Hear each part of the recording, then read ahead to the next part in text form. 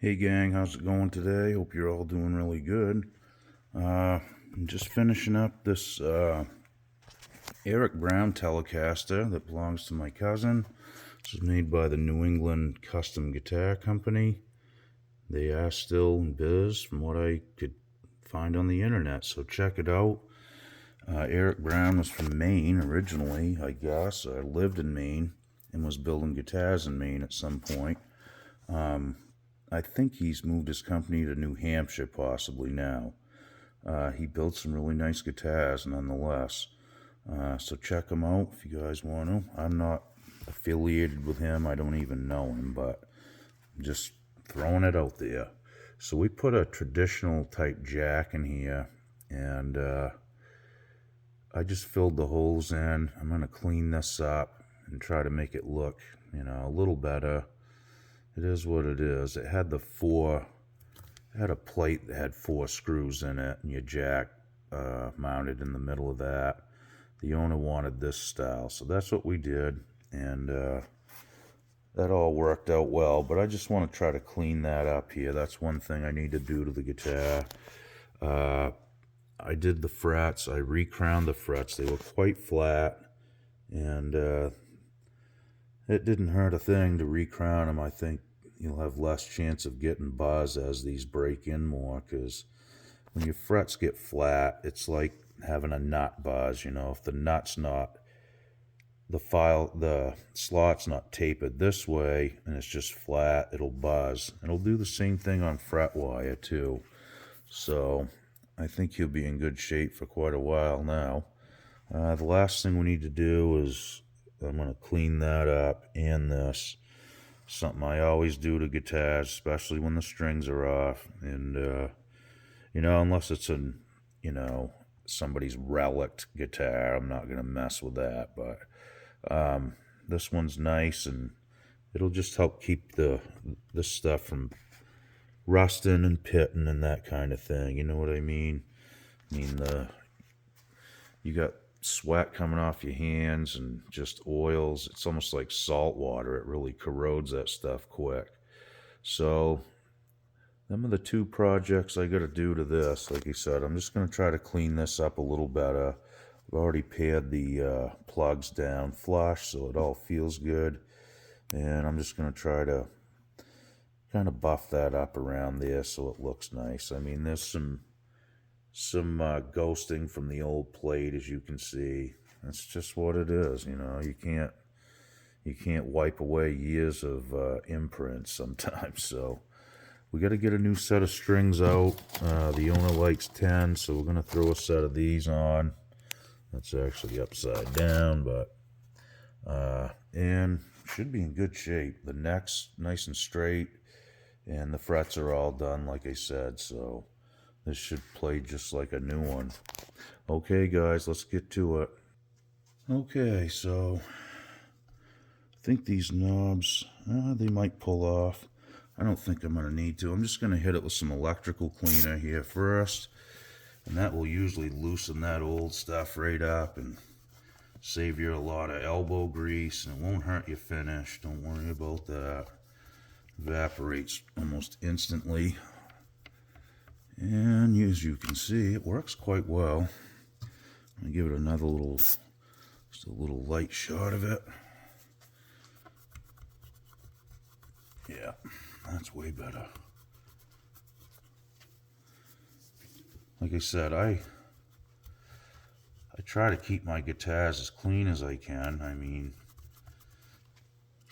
They just seem to last longer, and so does the electronics, for that matter. If you keep this stuff clean and keep the dust out of it, it'll last a long, long time. As you guys know, it only takes like one song and this thing will be all fingerprints again, obviously, but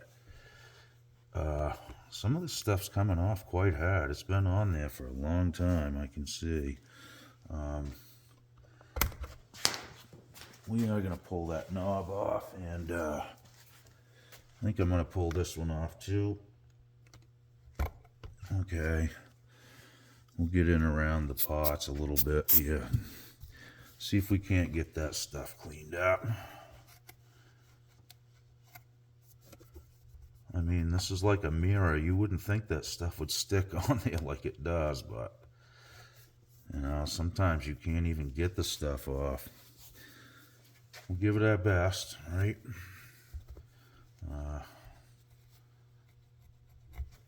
Some people aren't into that. They just like them all dirty and stuff. I know the owner doesn't. He likes his stuff clean too, but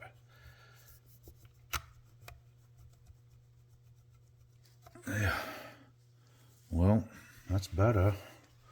I'm gonna get inside the in around the pickups here and try to clean those out too, best I can. A Q-tip works good in there too, to get in between your saddles and that kind of stuff.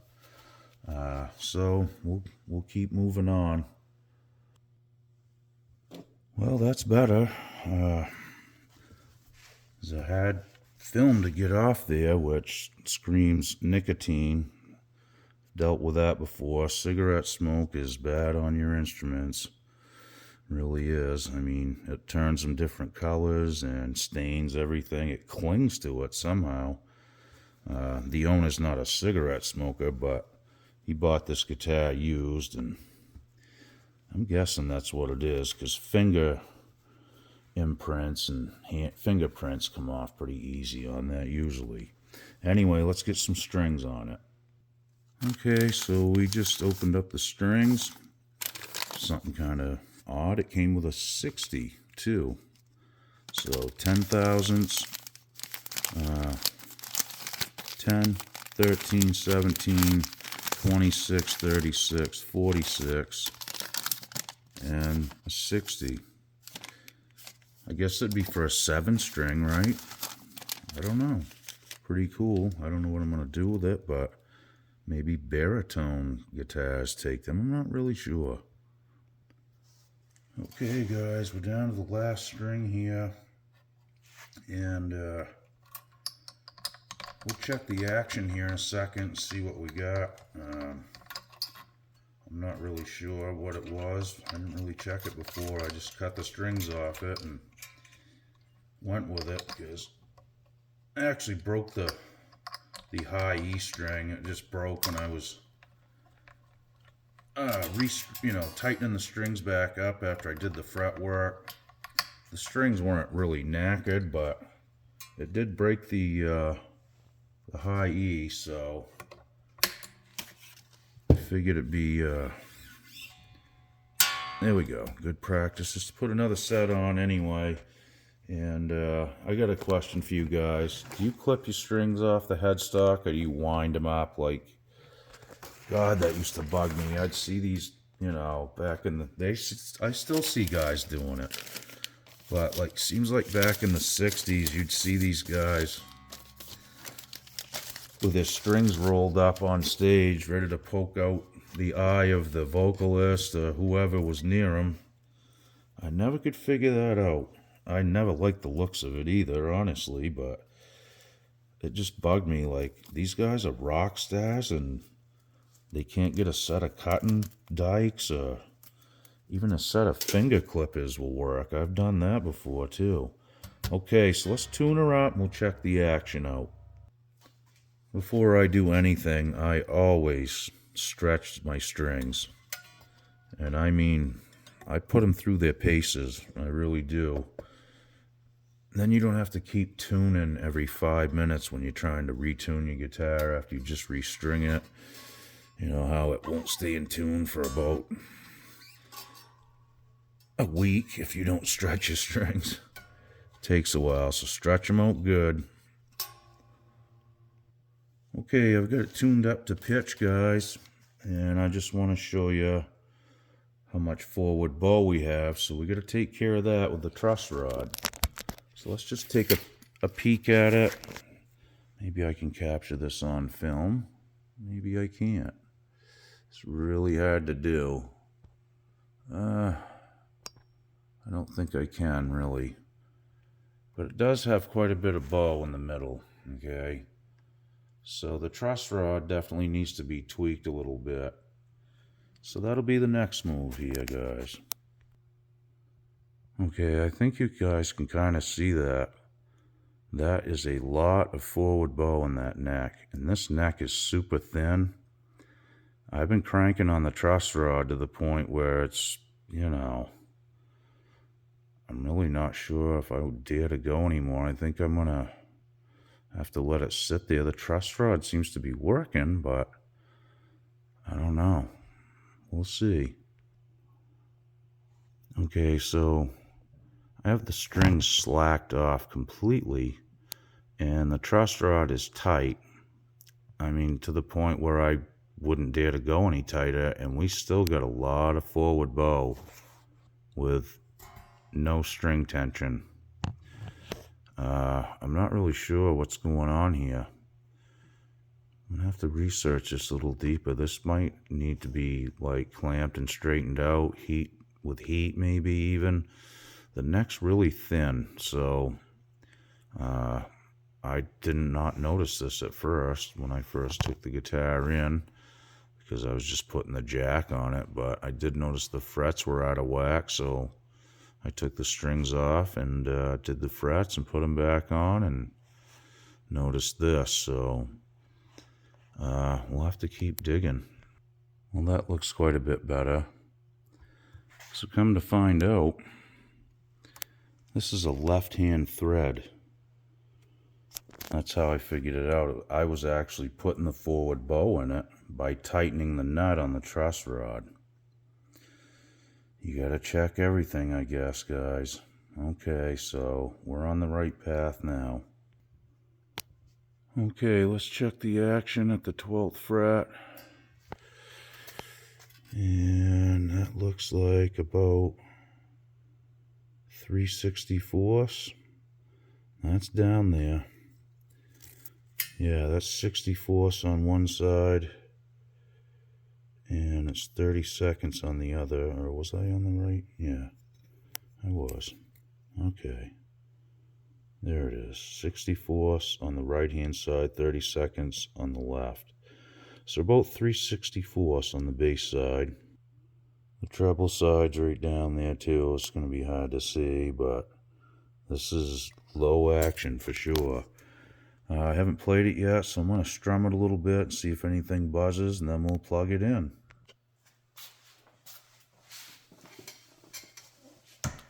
Okay, so let's, this has got a 4-way switch in it too. I didn't know that, but it's kind of neat, really. Plugged into a little Roland micro cube here in the shop, so bear with me, but...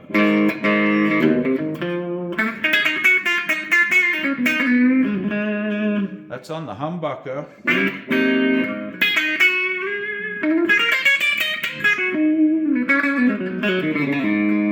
Plenty of bite there. It's got some really big magnets in the pickup. Okay, let's go to position 2. I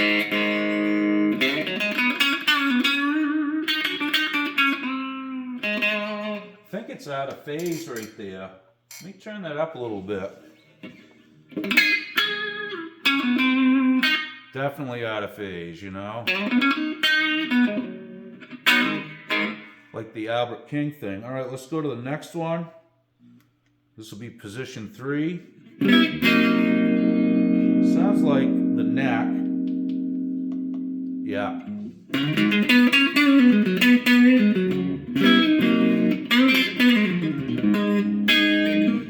Okay, so let's go to the next one. It's both of them.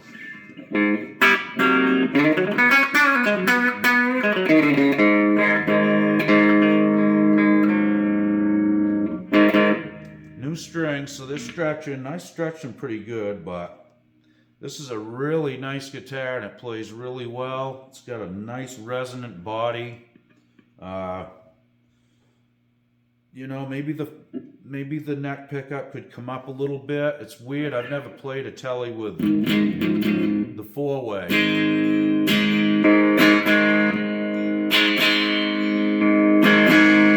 Although they seem to be all about the same volume, so.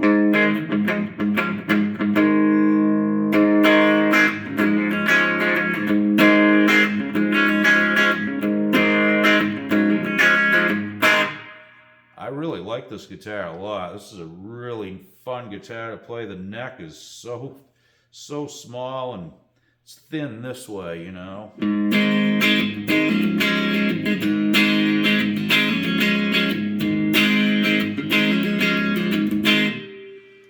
Excuse my playing, my hands are really sore today, so I'm just kind of struggling through this, guys. That's that out of phase thing.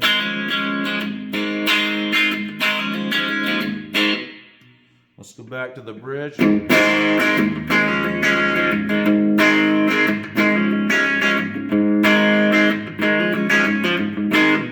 That's a really nice pickup right there. I don't know what that is. It's got really big magnets on it. I'm thinking it must be like a Seymour Duncan or something. Anyway, guys, thanks for following me through this one. We got this one finally completed. No buzzes, the frets are good, and thank goodness I figured out the truss rod thing. I was scared. I was like, what? How could he even play this guitar? I had to go backwards to actually put, you know, back bow in it instead of clockwise, which is usually how we do it. You tighten it clockwise and it will take a straight neck and put back bow in it. You loosen it with the strings on it and you'll get forward bow. This is just the opposite. Maybe you guys have run into that before. This is my first time ever dealing with a guitar with that setup in it, but I'll be watching out from now on. Thank goodness I figured it out, really. This has got a tone for every setting too.